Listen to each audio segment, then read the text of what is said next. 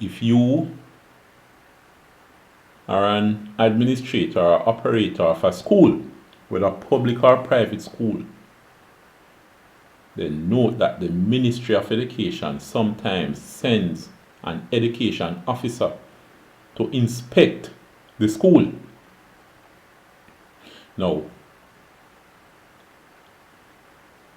I have read the entire Education Act in another video, but here we're going to outline the penalties to be meted out to those who obstructs that education officer in the carrying out of their duty.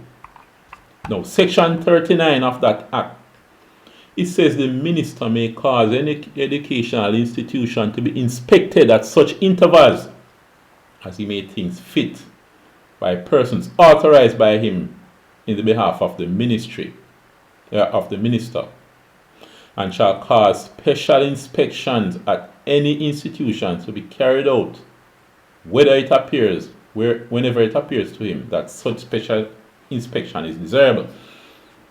Any person who prevents a person authorized to carry out any inspection under this section from carrying out such inspection or obstructs him in the course of such inspection shall be guilty of an offense against this section.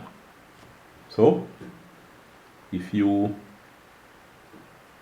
tell the security guard to lock the gate to prevent that education officer from entering the school compound, or if the education officer is already there and you block the door to the office or the room where that education officer is coming to examine the records and any other thing that the education officer is to examine.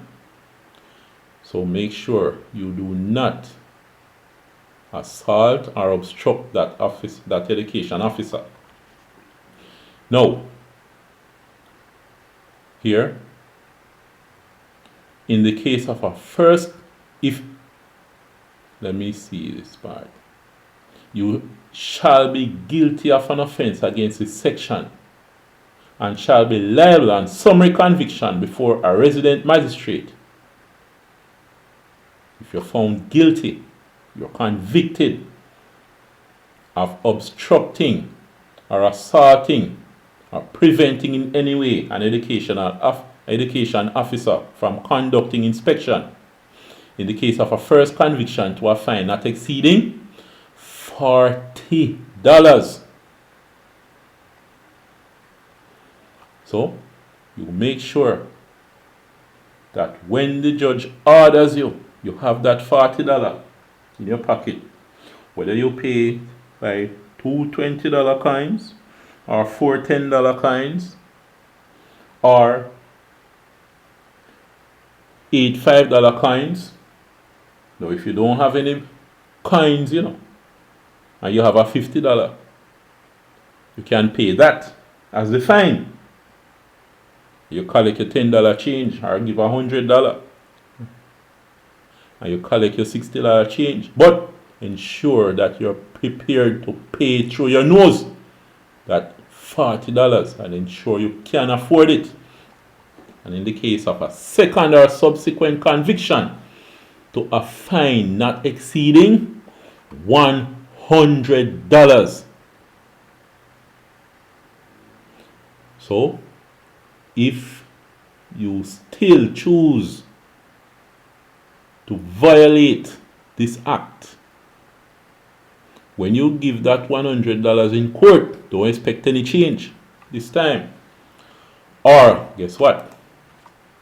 Even if you can afford the $100, you might be, if you cannot afford the $100, you might be imprisoned to a term of imprisonment with or without hard labor to a term not exceeding 3 months or to both such fine and imprisonment. So, there you have it. $100 or 3 months hard labor in prison